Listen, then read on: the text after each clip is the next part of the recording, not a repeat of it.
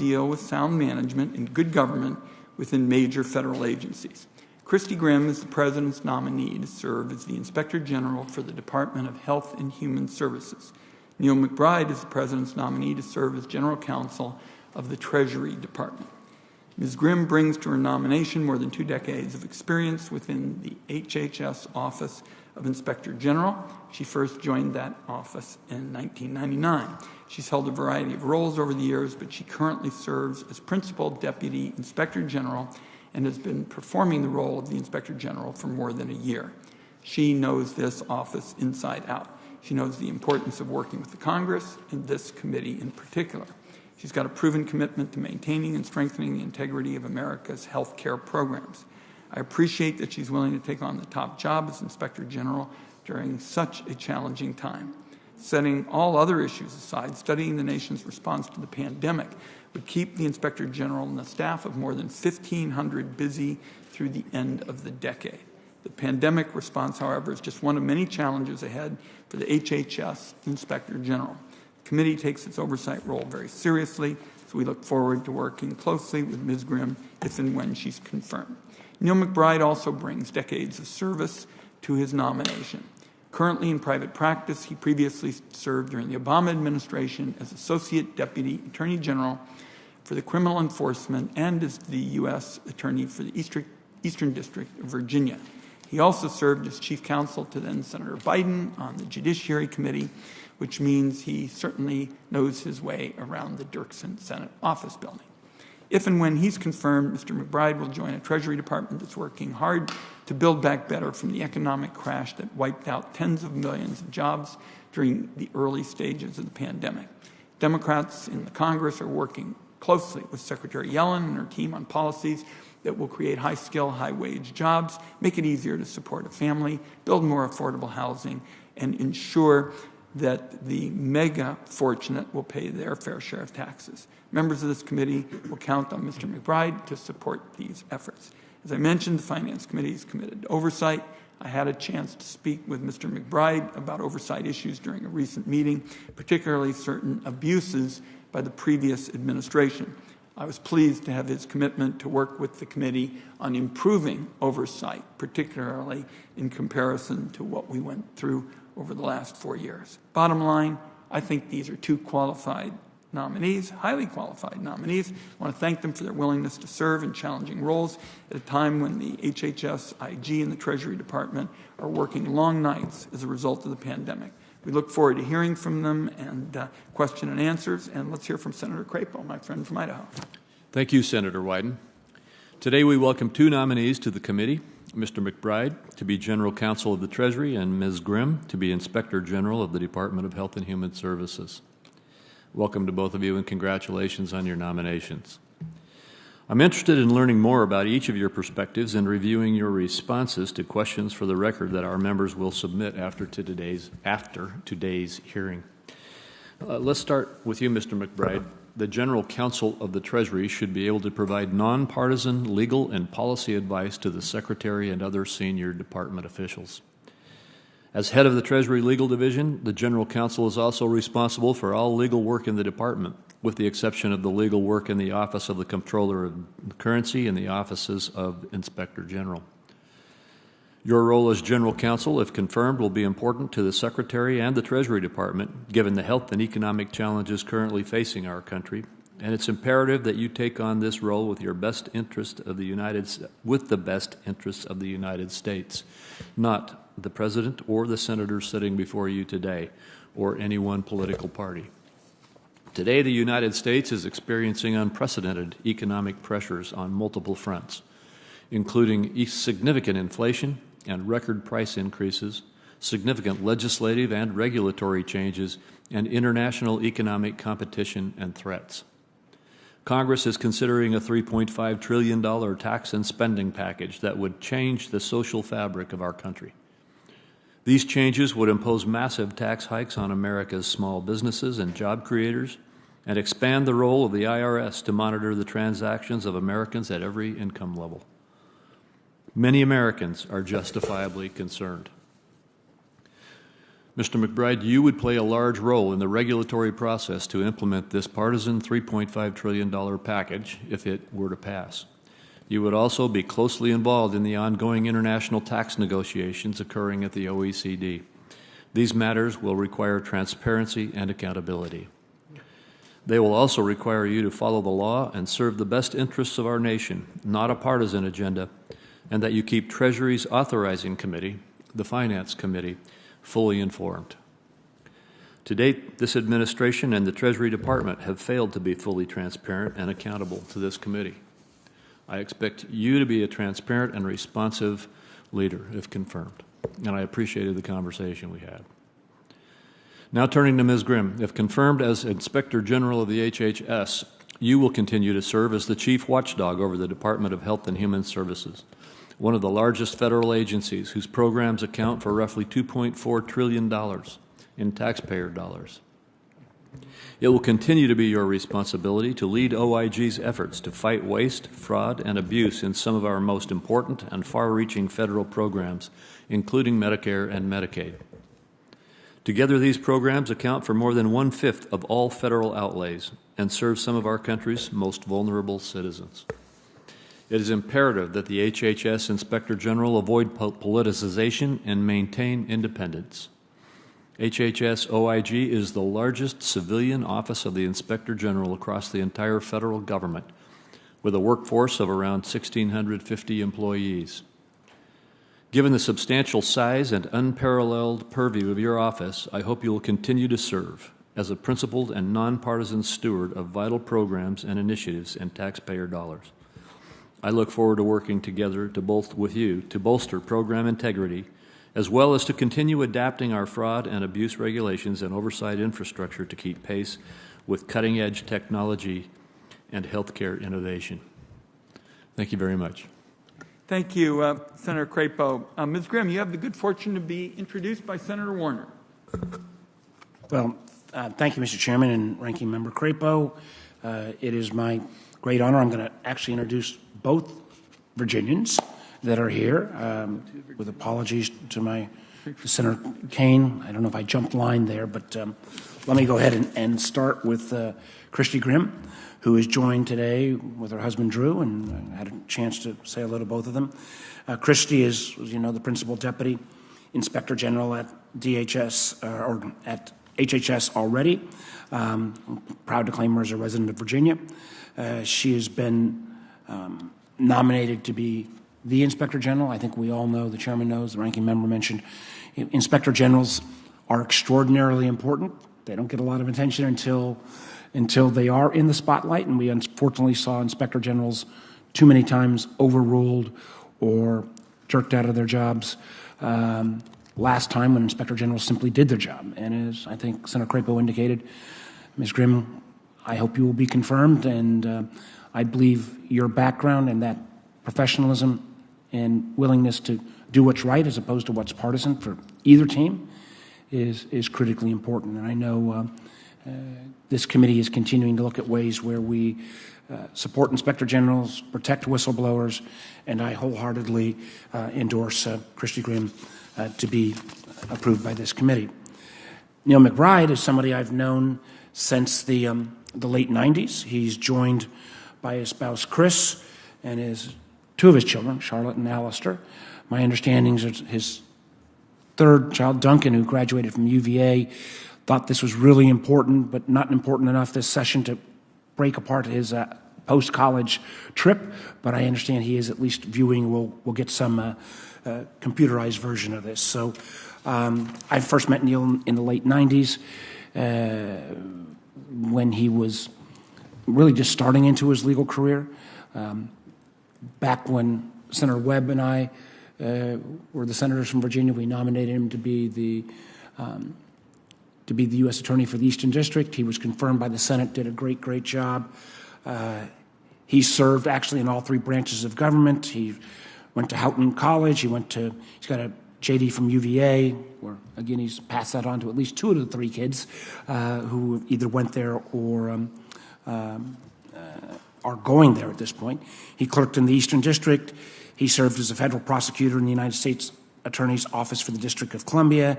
He served as chief counsel to then Senator Biden on the Senate Judiciary Committee. And finally, he joined the Obama-Biden administration as an associate deputy attorney general for criminal enforcement in the Department of Justice. He now serves as a chief litigation partner in the firm of Davis, Polk, and Wardell. And candidly, is one of the nation's top white-collar litigators. I think he brings a great deal of background and expertise to this position. I'm not going to go ahead and skip the rest of the biographical information other than just noting, and I think Senator Kaine will probably note it as well, we both have such well regard for Neil's judgment that he serves and has served for some time on a group that reviews our judicial nominees in Virginia. And the quality of nominees, all of them who've been confirmed, shows that he's done a good job. I've absolutely, without reservation, recommend Neil to the committee. Thank you, Mr. Chairman. Thank you, Senator Warner. And Senator Kaine, in the interest of fairness, it seems we should afford you the right to introduce multiple Virginians as well this morning. And why don't you just go ahead? Well, thank you to Chairman Wyden and Ranking Member Crapo, committee members. I will be brief. I'm very, very happy to be here with this panel. I wrote a letter of recommendation for Christy Grimm for the position that she's been nominated, and I'm a strong supporter and echo the comments that Senator Warner made about her professional track record and her ability to handle the important job of IG in a fair and careful and balanced way. I am here particularly to talk about my friend Neil McBride, who's a great Virginian and a great public servant and also a personal friend. Neil has served in all three branches of government, as Senator Warner mentioned, and he has done public service in 6 different chapters of his political career. I know he doesn't look that old. He's also done work in the private sector, but 6 different times he has worked from judicial law clerk to prosecutor to U.S. attorney to positions at Maine Justice. This would be a 6th chapter. I think anybody who is signing up for a 6th term as a public servant deserves the title patriotic glutton for punishment, and Neil is a patriotic glutton for punishment. I think in particular his service in this body as the chief counsel to the Judiciary Committee for President Biden when he was the chair of the committee, right in the days after 9/11, put him at front and center of really important policies, Sarbanes-Oxley, reauthorization of the Violence Against Women Act. As many of you know, because there are members of this committee who are also members of Judiciary, the Eastern District of Virginia, where Neil was the chief prosecutor, has one of the most complex dockets of any district in the United States because it includes the Pentagon, the CIA, and many national security, and also very significant financial enforcement, financial corruption cases come through the Eastern District. And so Neil's work both in criminal enforcement at Maine Justice, but then his work supervising over 300 people in the Eastern District of Virginia give him significant expertise in the very areas that he would be working on as general counsel at Treasury. As Senator Warner mentioned, we rely on Neil's advice because we have a panel of lawyers that give us recommendations both for U.S. attorney nomination recommendations to the White House, but also judicial recommendations. And Neil and his colleagues have had a superb track record of giving us recommendations that then when we recommend either to the Obama administration or the Trump administration or the Biden administration, we've got a really high batting average, Senator Warner and I think it's because we have people like Neil giving us advice about good people to recommend. Last thing I'll say is that Neil has a tremendous amount of bipartisan support for this position. 13 former Treasury general counsels from both parties, including the previous administration, have written the committee to recommend Neil. And also nearly 150 former DOJ officials appointed by both parties have written to the committee to recommend Neil. He comes with great credentials, and the people who know him best, who've worked with him, might be the ones whose opinions matter the most. And they very much understand that Neil would do a great job in this role, and I'm proud to be here and recommend him to the committee. Thank you, Senator Kaine. It has been good to see the endorsements flowing fast and furious from Virginians for Virginian nominees, and I share their judgment with respect to the quality of service of the nominees. Senator Kaine, we can excuse you. Senator Warner, we'll start with the regular process of the committee, and I also want to put into the record several letters of support for Senator Kaine and Ms. Grimm. Without objection, so ordered. We'll now have opening statements from you, Ms. Grimm, and from you, Mr. McBride. Then we've got a process where we have to ask you some questions, and I think you're aware of what those are going to be. And let's go forward. Let's just begin with you, Ms. Grimm. See you now. Yeah. Good morning, Chairman Wyden, Ranking Member Crapo, and members of the committee. I thank Senator Warner for his gracious introduction and Senator Kane for his kind statement of support. I thank the President for nominating me to serve as the Inspector General for the Department of Health and Human Services. I am honored to appear before the Senate Committee on Finance as it considers my nomination. I believe that public service is a calling to which generations of my family have responded through military and other public service. I draw inspiration from my family's commitment to serve this country and improve government. As a child growing up in Edgewater, Colorado, I watched my grandfather, Albert Mackinson, the head of the Public Works Department, strive to improve infrastructure of that small town. I saw his pride when water could reach the homes of hardworking families, when parks were well-maintained, and when new roads and sidewalks connected the community. I was proud of how he made our town better. It is personally meaningful for me to continue this tradition of ensuring that government works for the people it serves. I thank my family, each and every one, for their inspiration. My husband, Drew, a federal law enforcement agent, is with me today.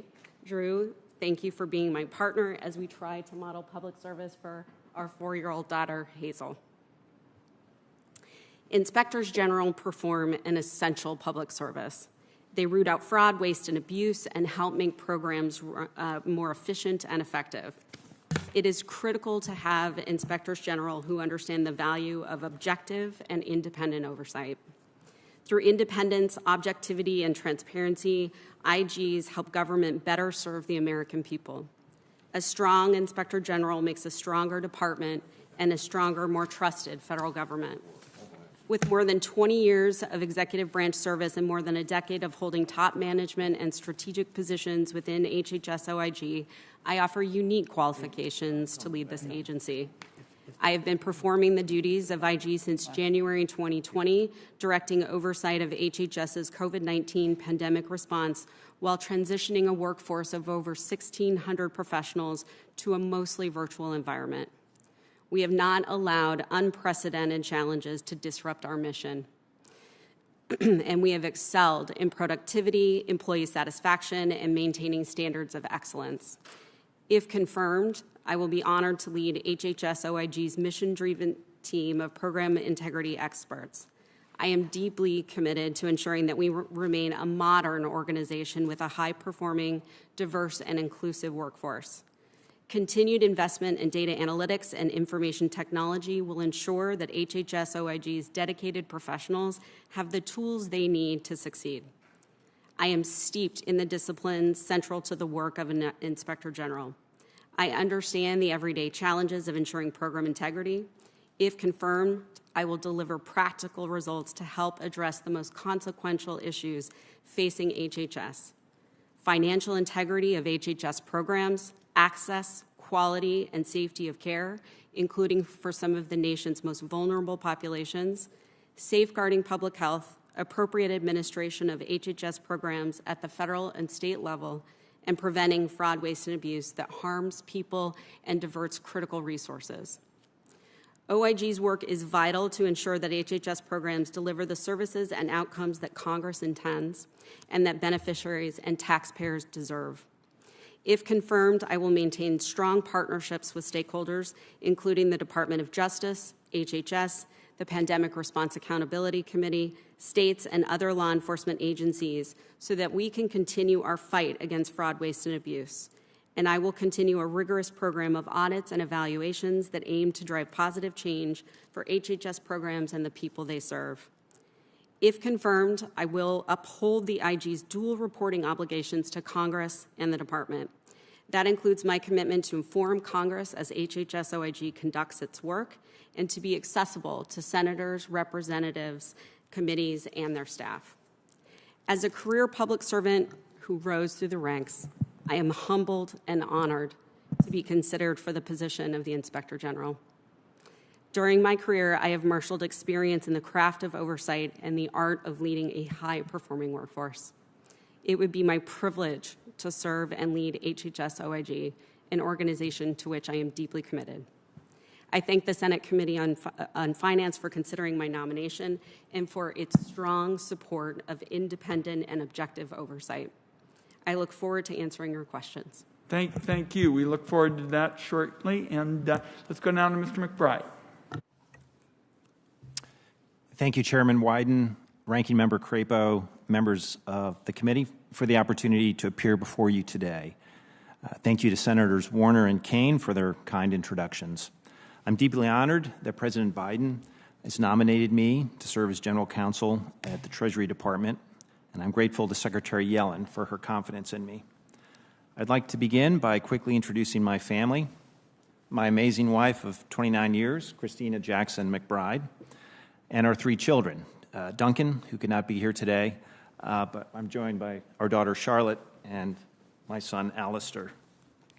As you all know, public service can place great demands on one's family, and I'm very thankful to Chris and our children for their constant love and support throughout the last several months, and especially during my prior 15 years of public service.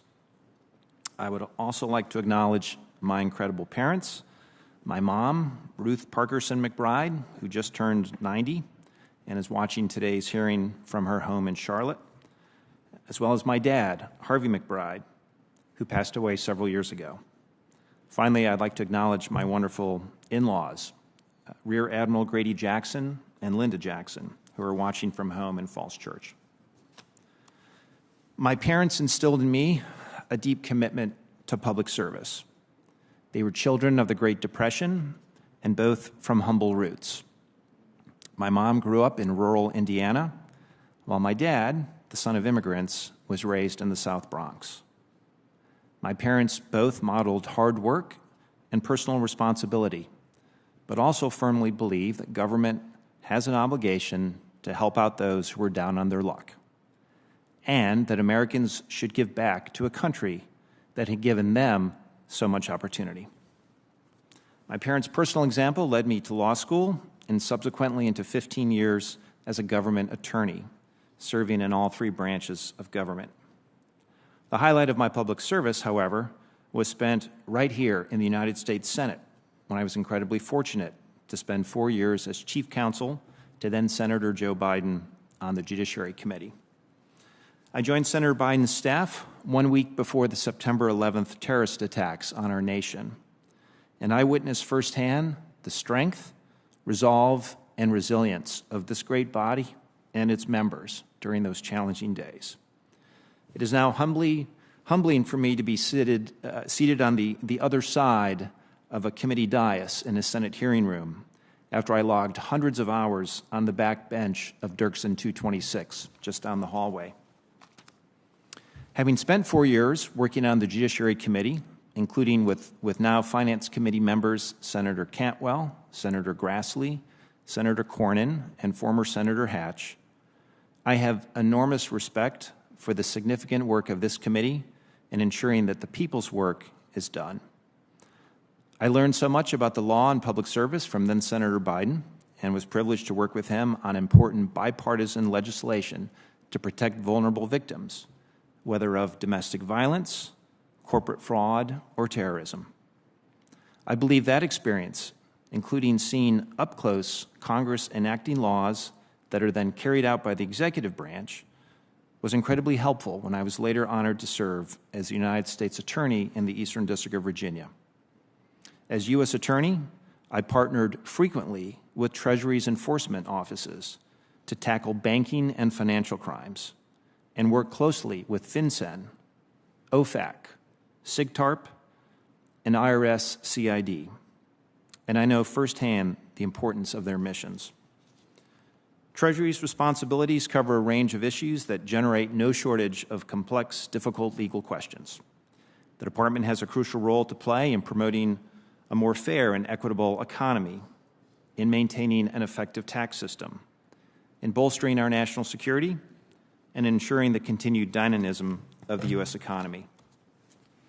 If confirmed, my job as General Counsel will be, as Congress directed in its authorizing legislation, to be the Chief Law Officer of the Department, My role will not be to make policy or oversee enforcement actions, but to, as the regulations provide legal advice to Secretary Yellen and other component heads, to manage Treasury's litigation positions, and to ensure that the Department's regulatory actions comply with the laws Congress enact.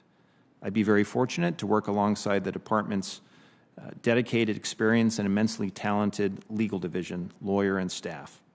And if confirmed, most importantly, I look forward to working closely with Congress and especially members of this committee. I have enormous respect for this institution, and I'm personally committed to maintaining a close working relationship between Treasury and this committee. Thank you again, Mr. Chairman and Ranking Member Crapo, for the opportunity to appear before the committee, and I look forward to answering your questions. Thank you both. There are some obligatory questions we have to ask each of the nominees before we have them begin with their opening statement. I think you all have been apprised of that. First, is there anything that you're aware of in your background that might present a conflict of interest with the duties of the office to which you have been nominated? Ms. Grimm. No. No, Senator. Second, do you know of any reason, personal or otherwise, that would in any way prevent you from fully and honorably discharging the responsibilities of the office to which you've been nominated? Ms. Grimm. No, Chairman. No, Senator. Third, do you agree without reservation to respond to any reasonable summons to appear and testify before any duly constituted committee of the Congress if you're confirmed? Ms. Grimm. Yes, Senator. Yes, I do, Senator. Finally, do you commit to provide a prompt response in writing to any questions addressed to you by any senator of the committee? Yes, Senator. Yes, I do. Very good. I thank you all, and we'll now go to rounds of questions. We do have a fair number of members coming, so we'll try to address a lot of concerns in a relatively short period of time. I'm going to start with you, Ms. Grimm, and the devastating consequences of the pandemic on mental health in America. Mental health claims have gone through the stratosphere, just as we recognized 9/11 a few days ago. I had an event with veterans groups, and they reported tremendous, increase in the demand for mental health services. And the CDC said adults are almost twice as likely to report a mental health or substance issue use during the pandemic compared to pre-pandemic levels. And I find, based on meetings that I've been having with high school students across Oregon, that is the same pattern with high school students. So the question for you as a potential public official in this key position is what to do when patients are facing hurdles like prior authorization or narrow behavioral provider networks when they're seeking behavioral health care. And my concern, and I saw this years ago and have followed this, my brother was schizophrenic, and for years we went to bed at night worried he was going to hurt himself or somebody else. And when the parity law came into being, we said, what a great moment for Jeff Wyden and everyone else who's facing these mental health challenges. And I'm concerned that big insurance companies are honoring the parity law more in the breach than in the observance. And they've got some clever strategies. They seem to be taking a long time to pay any bills. They seem to have fewer staff.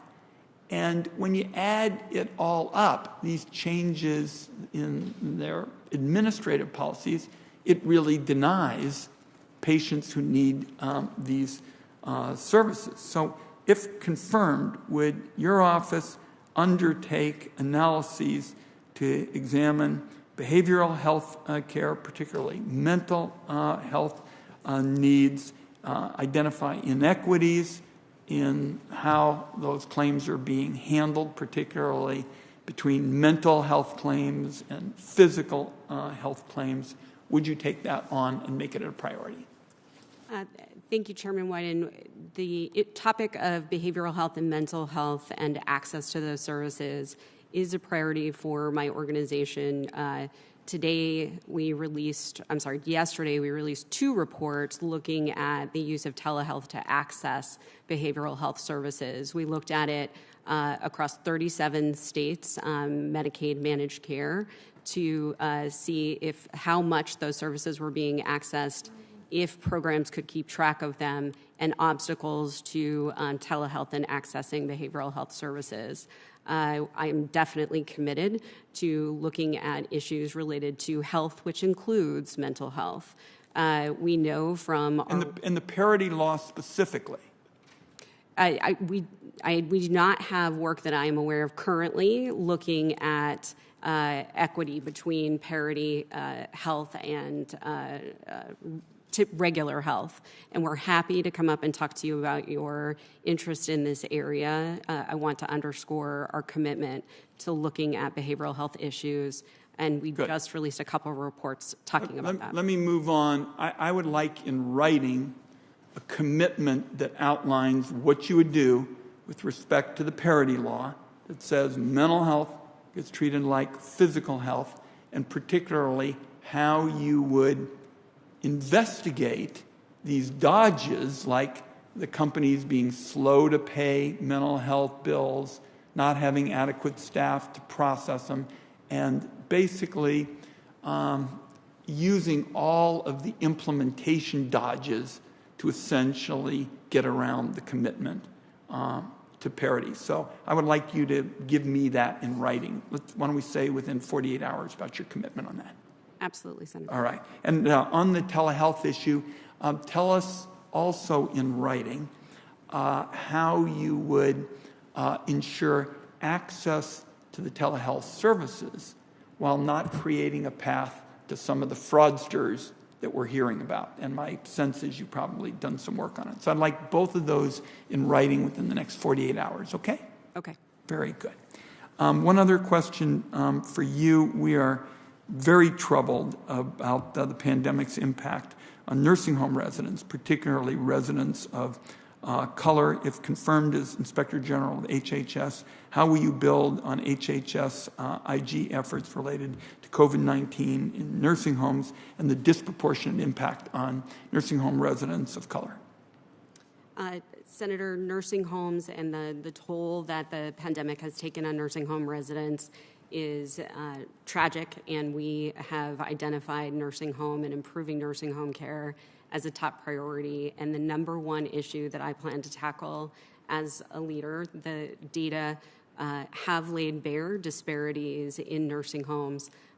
One of our reports found that beneficiaries who either had COVID or likely had COVID 50% of the time were populations of color, and as compared to 41% of white residents.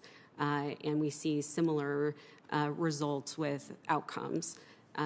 We owe our nation's aging population better, and I plan to tackle a strategy that includes looking at performance of nursing homes, putting residents first, and better oversight from the federal and state perspective. It is a top priority of mine, Senator. Let me finish with you, Mr. McBride, quickly.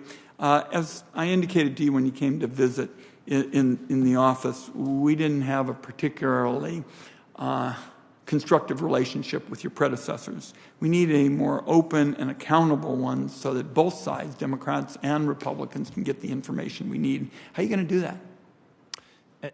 Thank you, Chairman Wyden, and thank you for your time in our earlier meeting. I feel very strongly about the institutional importance of Congress and its oversight role. I saw that firsthand 20 years ago on the Judiciary Committee, and believe agencies work best when they're in collaboration and partnership with their authorizing committees. I know this is a priority to you, and therefore it will be a high priority to me. I want to look into it if I'm so fortunate to be confirmed. Would want to understand from you and from my future colleagues, since I'm not in the building yet, what the past practice has been, what the issues have been, and how to get a process that's transparent and predictable and gets the information this committee needs, as quickly and as efficiently as possible. The past practice has been to be unresponsive, and we need you to be responsive. Let me do one other question real quickly, because I'm over my time. One thing that's been particularly important for Congress is reports required to be made by financial institutions under the Bank Secrecy Act. For 20 years, these documents have been physically produced to Congress and committee chairs for the purposes of doing critical oversight. Can you assure us that this critical oversight relationship between Congress and Treasury will continue under your watch? Yes, Chairman, it will. I'm not familiar with the history of the particulars, but pledge to look into that as soon as I can if this process moves forward and ensure that it continues. It's 20 years of history. Let's make sure it is. Mr. Chairman, Senator Crapo, excuse me. Thank you, Mr. Chairman. And Ms. Grimm, I'll start with you also. Last November, the Department of Health and Human Services and the OIG issued the rebate rule, which would modify the anti-kickback statute safe harbors for Medicare Part D plans and drug manufacturers. While reports indicate the department is currently reviewing the regulation, I've heard from stakeholders across the horizon, across the healthcare system, with concerns over uncertainty around the rule's implementation, as discussions regarding next year's bid submissions are already underway. Can you tell me when, if at all, does your office currently expect the rebate rule to go into effect? Senator, unfortunately, because of ongoing litigation, I can't speak to the rebate rule. I assume then you can't tell me if there have been internal documents or deliberations over its implementation. Senator, unfortunately, I cannot. All right, thank you. Mr. McBride, the debt limit could be breached by as early as sometime in October, unless the Democrats in Congress use tools they have available to them to increase the limit.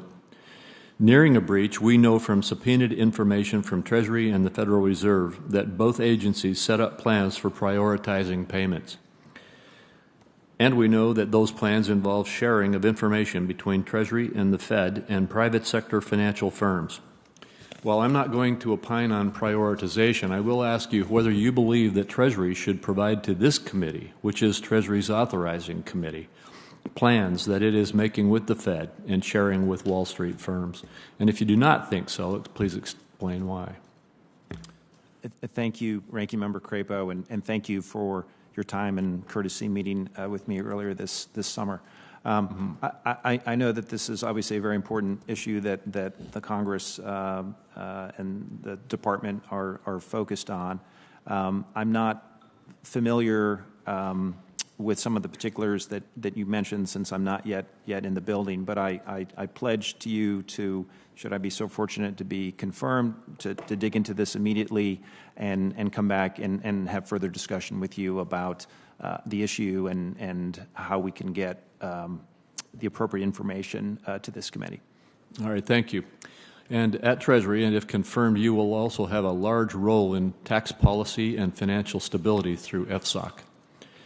Do you believe that financial stability regulation is important in maintaining stability of our global banking system? Yes, I do. I thought you would. Do you agree that we should not be in the business of taxing activities that are required by a regulatory mandate? So, Ranking Member Crapo, I'm not sure if there's a particular example you have in mind. I certainly agree that the role of FSOC has been set out in the Dodd-Frank authorizing legislation and is clear.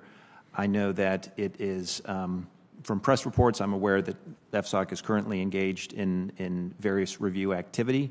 What I can say is that should I be fortunate enough to move forward with this process and get in the building, I can be briefed more on this issue and would welcome the chance to continue this discussion.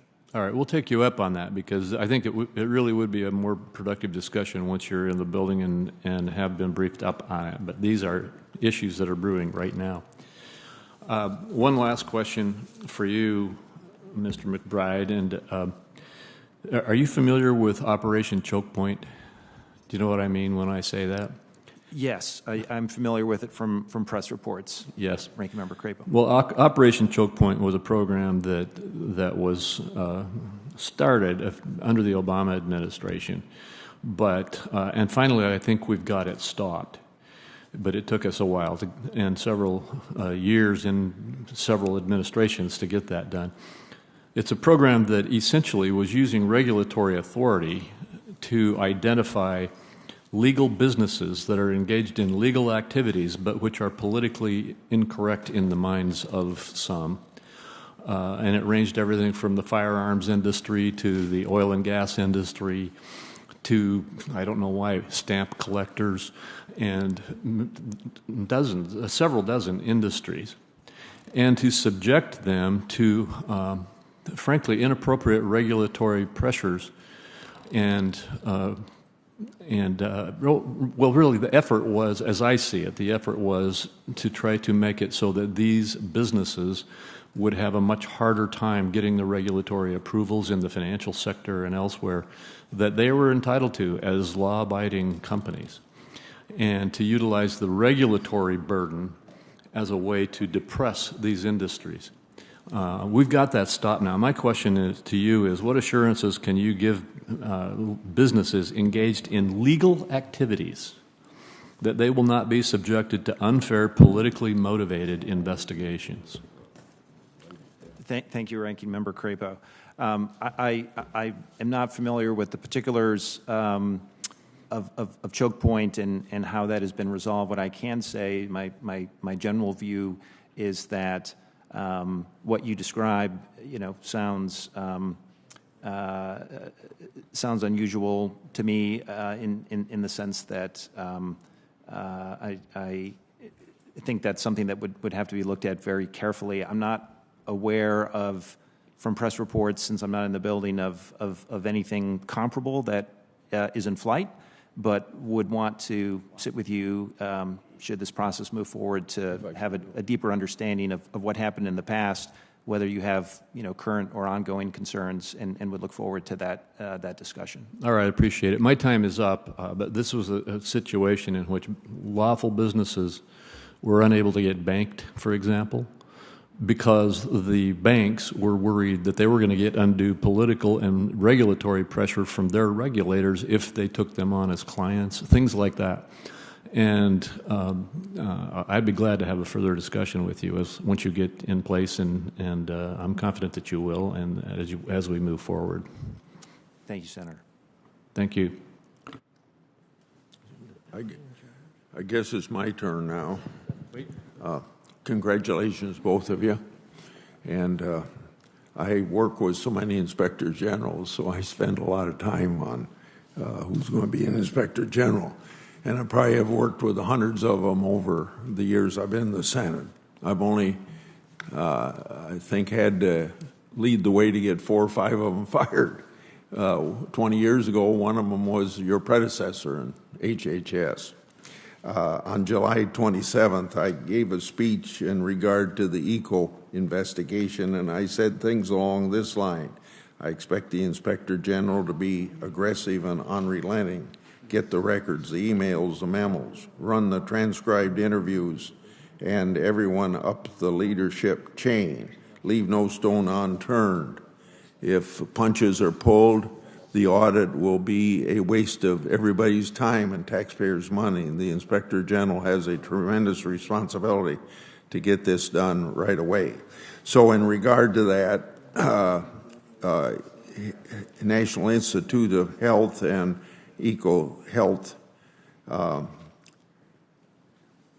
the complying with the federal requirements with respect to the coronavirus grants, does the scope include, your investigation scope include a determination as what research was actually done under the subgrants that EcoHealth got and the Wuhan Institute of Virology, and whether it was a gain of function research? Is that part of your investigation? Senator Grassley, can I start by thanking you for your very strong support of inspectors general over decades? You are describing grants oversight work. NIH must manage and administer federal awards to ensure that funding is expended and associated programs are implemented in full accordance with statutory and public and policy requirements. We are conducting a grants oversight review of EcoHealth Alliance. You referenced your strong desire to make sure we are getting our records. I can tell you that to date, we are getting cooperation with the records that we have requested from NIH, from EcoHealth. Our work aims to take a look at whether the rules for grants are being followed. As part of that, we are looking at whether gain of function, which is should not be happening, whether the rules are being followed from a compliance audit perspective. I will tell you that the scope of this work does not include identifying the source of the coronavirus. We are in coordination and in frequent discussion with GAO that is doing a deeper dive into some of these issues. So both from the executive branch and legislative branch, we are talking to our partners, but those are the contours of the EcoHealth review that we have ongoing, sir. I think you answered this question, so I think you're telling me that your audit does include a review of all relevant communications between the National Institute of Health and EcoHealth. Is that, I think you said that. Senator, to the extent that that involves oversight of grants, NIH's oversight of that grant and EcoHealth Alliance oversight of that grant, in my view, that would include communications. Okay.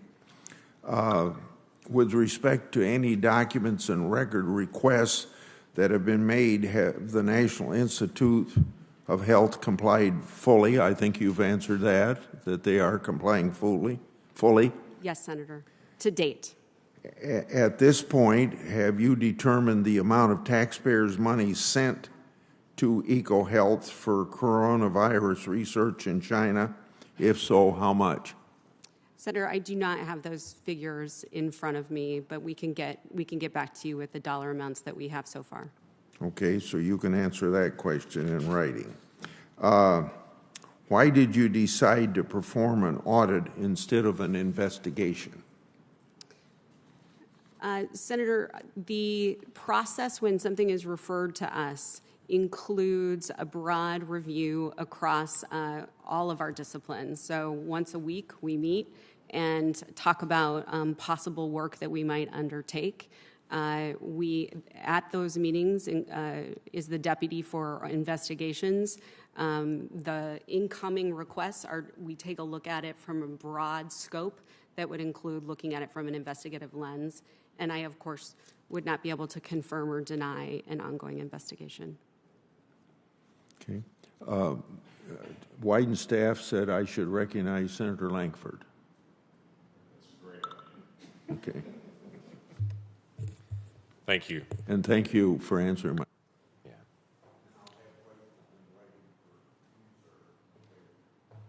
Right.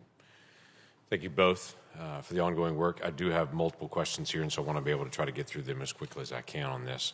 Mr. Grimm, HHS coordinated with the Department of Justice to dismiss a lawsuit against the University of Vermont Medical Center for knowingly, willfully, and repeatedly violating the Church Amendment, which is a federal conscience law. And that was a case that was already in going through the process. We're trying to be able to figure out why that case suddenly got dropped.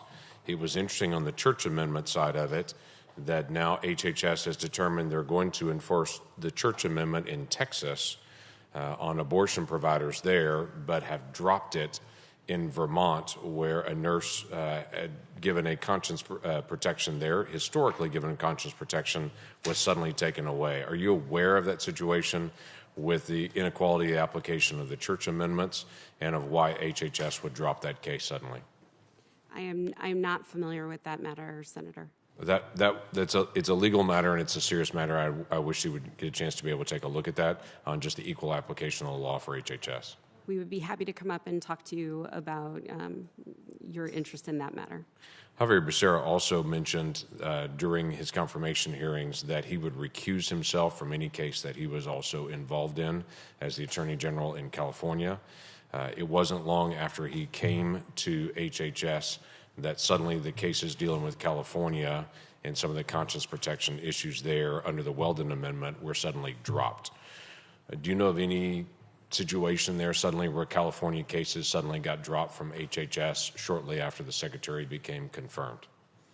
I am not aware cases that fit that description, Senator.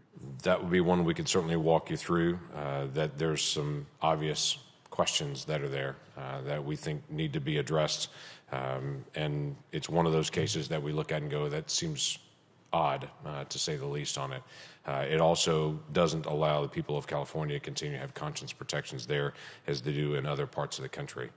Of late, there is a division within HHS called the Conscience and Religious Freedom Division. I'm sure you're aware of that. We're hearing that HHS is looking to dissolve that division. Do you know the status of that division, whether it's being dissolved or what the structural changes are being proposed for the Conscience and Religious Freedom Division? I do not have any specifics on the dissolution of that office or if that is happening. That'll be one that we'll want to be able to follow up with you on to be able to find out what's actually happening there. Because there's obviously a lot of questions and a lot of concerns about what actually happens there and what political appointees may or may not do to be able to deal with some issues that are legal issues. There's, as you know, a whole series of legal protections for conscience protections that have been in law for decades and decades, that this division was created to be able to make sure that those were actually enforced. If suddenly that goes away, there's an obvious question to say, are those no longer going to be enforced at HHS? Senator, I think it would make sense for us to come up and talk to you about some of your concerns in this area. Okay. Let's plan to be able to do that. Mr. McBride, let me ask you some questions. Over the last several months, we've all seen the articles from ProPublica organization on some obvious leaks that are coming out of the IRS that are attributed to be filings from quote-unquote wealthy Americans. There's been a lot of questions on where that information came from. There is also a legal issue that's there as well. It's a felony to be able to release private tax records. It's also a felony to be able to publish known tax records. ProPublica has announced that they're very aware that these are tax records and they're publishing them anyway for the public good, which is clearly a felony to be able to do that. And it's also an issue as well if someone is to release these documents as well.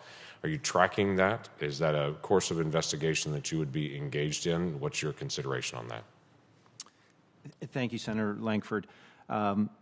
So I'm aware generally of the issue that you've raised from press reports. I'm not yet in the Treasury building yet. But agree with you that the unauthorized release of confidential or proprietary government information is unlawful. My understanding, mainly from press reports, is that there are multiple investigations ongoing with the Inspector General's office at Treasury, I believe with the U.S. Attorney's Office in the District of Columbia. If I'm so fortunate to be confirmed, I would want to get read in on this issue and understand what happened and how to make sure that it is brought to a swift conclusion and doesn't happen again. It seems to be something that achieves a political end, and some people are saying it's wealthy people. I don't care. We can release their tax records. It's illegal, regardless of who it is. I don't care if it's you or if it's me or if it's Senator Whitehouse or if it's any of my 4 million constituents in my state or whoever it may be. It's not legal to be able to release tax records, and people should know that the IRS is a closed system and that there are individuals within the IRS that are privately, through their political agenda, trying to be able to release out documents. That is a felony, and it does need to be enforced to regain confidence of the American people in the days ahead. So we would be eager for you to actually apply the law and to be able to do a thorough investigation to be able to find out what's actually happening there, because the American people, when they file their tax records, should have some level of confidence that they're going to be kept confidential in that process. So thank you to both. I now get the great joy of recognizing, as we're passing the football back and forth, of recognizing Senator Whitehouse for the next questions. Thank you, Senator Lankford. Mr. McBride, welcome. We have gone through considerable effort to pass what we call beneficial ownership legislation, which allows the Treasury Department, FinCEN specifically, to understand who the real beneficial owner is, who's really behind American shell corporations, because there were appalling stories of foreigners and criminals using American shell corporations to hide misbehavior. That effort is now at the Treasury Department for the regulations that will implement what we are doing. We fought through considerable opposition to all of this, because sadly, there are professionals and people who make a lot of money servicing this illicit, dark, international, corrupt economy, and they don't want the spotlight shown on themselves and their clients. My worry is that they will be hard at work in the regulatory process to try to have you and the Department of Justice have the most weak-kneed possible regulations regarding enforcement. Could you assure me, particularly as a former DOJ prosecutor, that you understand the importance of this and will see to it that congressional intent gets followed in putting out strong, clear, enforceable regulations that enable us to take on this menace? Thank you, Senator Whitehouse, for the question, and thank you for meeting with me earlier this summer. The short answer is yes. Want to acknowledge your active role here, your leadership, along with a number of members of this committee. Yep, Senator Crapo was perhaps the major lead on all of this in his role on banking with Senator Brown. Yes. And as we talked about in your office, Senator, this is a law that I really could have used when I was at the Justice Department. It will have broad application from white-collar cases to organized crime cases to international terrorism cases, and not just in the criminal context, in civil asset forfeiture cases. It is an age-old problem of not being able to follow the money and follow the ownership. Let me jump in to add that I see this as a national security issue. I think that most of the evil that has befallen the country in the last 20, 30 years has come from non-rule of law entities where autocrats and kleptocrats and criminals are able to run and steal from countries. The problem with being one of those crooked people is that you've got to find a place to hide your money. And they want to hide their money behind the shelter of rule of law nations. And when we aid and abet them in doing that, we are really giving aid and comfort to very significant enemies of America. There's a kleptocracy and anti-kleptocracy summit coming up. I think they call it the Democracy Summit. Hope you'll push hard to make sure that we are forceful at expanding the spotlight that we brought on our own shell companies so that there's an international agreement that we're simply not going to tolerate this kind of misbehavior any longer. And if countries want to participate in international trade and in international commerce, they cannot be the custodians of international criminals' accounts. I fully agree with that, Senator, and would simply add, when I was U.S. Attorney, we did a number of extraterritorial cases in my old district, and I saw there was a direct proportion of extraterritorial threats emanating from countries that you described, where there is not a traditional rule of law or kleptocracies operate. Last, I want to point you at the 501c3, 501c4 problem of hidden political dark money. When the Citizens United decision allowed unlimited money, they said it was going to be transparent, but of course the big forces don't want the money to be transparent, so they ran off to 501c3s and 501c4s, and they started spending enormous amounts of political money hidden through those enterprises. And when the IRS tried to push back, those forces blew everything up. They referred IRS employees for criminal prosecution. They repeatedly threatened the IRS commissioner with impeachment. They flooded the right-wing media with faux outrage. And sadly, the Obama administration wilted in front of that pressure. And we still have 501c3s and we still have 501c4s operating politically in plain violation of Congress's intent and the words of the statute that set them up. Moreover, when they file, they seem to be making false statements. They say to the IRS, we didn't spend a single dollar on political work, and then they go to a federal election commission or a state election commission and say, oh, we spent $70 million on political ads. To me, that is at least predication for a false statement case, because both are under oath, and it's hard to imagine how both can be true. And yet,